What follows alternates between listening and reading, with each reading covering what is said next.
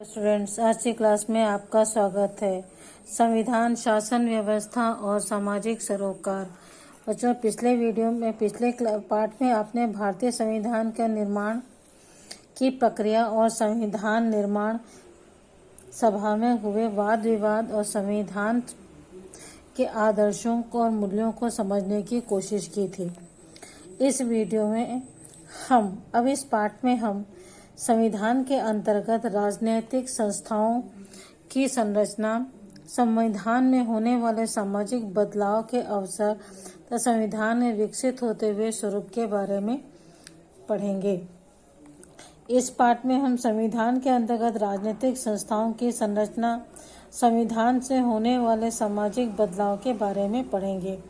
सबसे पहले हम देखते हैं संविधान में राजनीतिक संस्थाओं की संरचना। शक्ति का विकेंद्रीकरण। शक्ति अर्थात सत्ता का विकेंद्रीकरण, जो सरकार हमारी बनी हुई है उसका विकेंद्रीकरण कैसे होता है उसे देखते हैं। केंद्रीकरण होने से, सत्ता का केंद्रीकरण होने से क्या होगा? आम जनता को उसका लाभ प्राप्त नहीं होगा।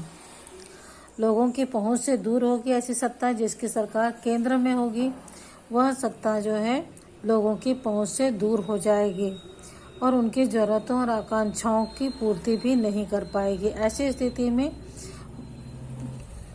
लोकतंत्र को मजबूत बनाने के लिए ये जरूरी है कि सत्ता का विकेंद्रीकरण हो। यह विकेंद्रीकरण राज्य स्तर पर, मोहल्ला स्तर पर, ग्राम स्तर पर होता है। शहर में जनपद, जिला आदि स्तरों पर किया जाता है।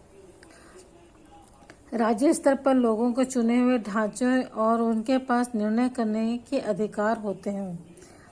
अर्थात जो राज्य स्तर पर है निर्वाचन होते हैं, शहर स्तर पर निर्वाचन होते हैं और ग्रामीण स्तर पर जो निर्वाचन होते हैं उनमें स्थानीय स्तरों पर निर्णय लेने के भी अधिकार होने चाहिए। गांधी जी का स्वराज्य की कल्पना में अधिकतम अधिकार ग्राम पंचायतों को दिया जाना था। भारत का स्वतंत्र भारत के संविधान बनाते समय यह विवाद का मुद्दा बना रहा कि क्या भारतीय प्रांतों के पास सारी शक्तियां होनी चाहिए और केंद्र के पास केवल रक्षा मंत्रालय और विदेश नीति का ही विषय होने चाहिए। लेकिन यह संभव नहीं था, क्योंकि भारत जो है एक संघ है, विभिन्न प्रांतों का, विभिन्न राज्यों का संघ है। इसलिए इस संघ को सुदृढ़ बनाने के लिए और देश की एकता बनाए रखने के लिए एक शक्तिशाली केंद्रीय सरकार का होना आवश्यक था, जो कि सामाजिक में बदलाव लाने के लिए और समानता स्थापित करने में सहायक होगा। इसके साथ ही साथ यह भी तय किया गया कि प्रांतों के स्तर पर भी कई विषयों पर निर्णय लेने का अधिकार है। प्रांतीय सरकारों को भी अपने स्तर पर, राज्य स्तर पर कई निर्णय लेने का अधिकार हो। दरअसल भारत में प्रांतों का समावेश या संघ माना गया है। इस समय हमारे देश में दो स्तर पर सत्ता है। केंद्र स्तर पर, जो कि संघीय स्तर है, और दूसरा राज्य अर्थात प्रांतीय स्तर पर। ये दोनों ही स्तर के अलावा एक तीसरा स्तर भी सत्ता का है, विकेंद्रीकरण का किया गया है। 1992 में 73वें संवैधानिक संशोधन द्वारा पंचायतों को तीसरे स्तर की सत्ता का विकेंद्रीकरण का अधिकार दिया गया। शक्ति का विभाजन। राज्य या शासन के पास जो शक्तियां हैं वो 3 प्रकार से विभाजित होती हैं। कानून बनाने की शक्ति, उसे लागू करने की शक्ति और उसके अनुसार न्याय करने की शक्ति। किंतु ये तीनों शक्तियां एक ही संस्था या व्यक्ति के पास यदि हो तो वह सत्ता निरंकुश सत्ता कहलाएगी। वह निरंकुश हो सकता है, अर्थात वह तानाशाही शासक भी बन सकता है। इसलिए शक्ति का विभाजन तीनों को अलग अलग संस्थाओं में करके स्वतंत्र कार्य करने के लिए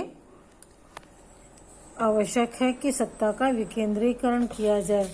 ये तीनों ही कार्य जो हैं अलग अलग संस्थाओं को सौंपे गए हैं। इस प्रकार आधुनिक सरकार जो है वह 3 स्तरों में बटी हुई है। विधायिका जो कानून और नीतियां बनाने का कार्य करती है, कार्यपालिका जो उन्हें क्रियान्वित करने का कार्य करती है तथा न्यायपालिका जो उनके अनुसार न्याय करने का कार्य करती है। शक्ति पृथक्करण।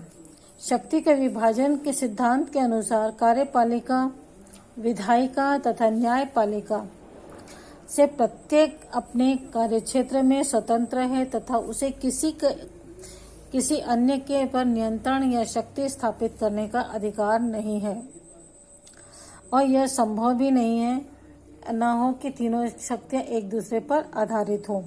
परंतु न्यायपालिका जो है वह तो स्वतंत्रता पूर्वक कार्य करती है, किंतु कार्यपालिका और विधायिका जो है एक दूसरे पर निर्भर है, क्योंकि कानून बनाने वाले और कानून लागू करने वाले दोनों ही संस्थाओं के सदस्य जो हैं संसद के सदस्य होते हैं और ये जो कार्य है एक दूसरे पर निर्भर होकर ही करते हैं।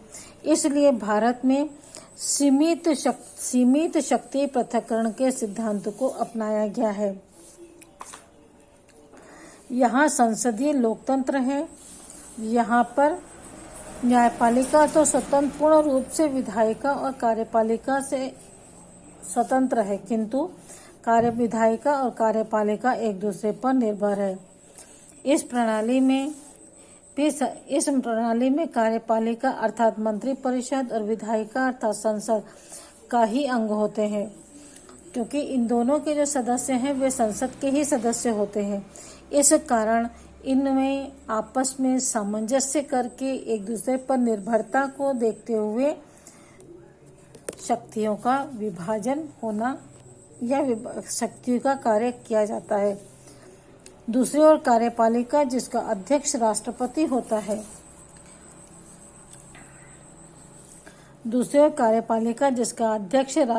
होता है, और वही संसद के सत्रों को बुलाता है और अन्य तरीकों से विधायिका के कार्यक्षेत्र में हस्तक्षेप कर सकता है।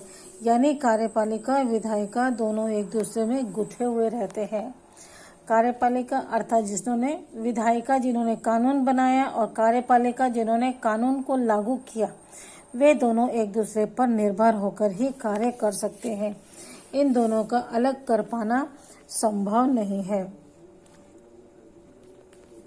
बच्चों, इस वीडियो में इतना ही। अगले वीडियो में हम इसके आगे देखेंगे। Okay, bye.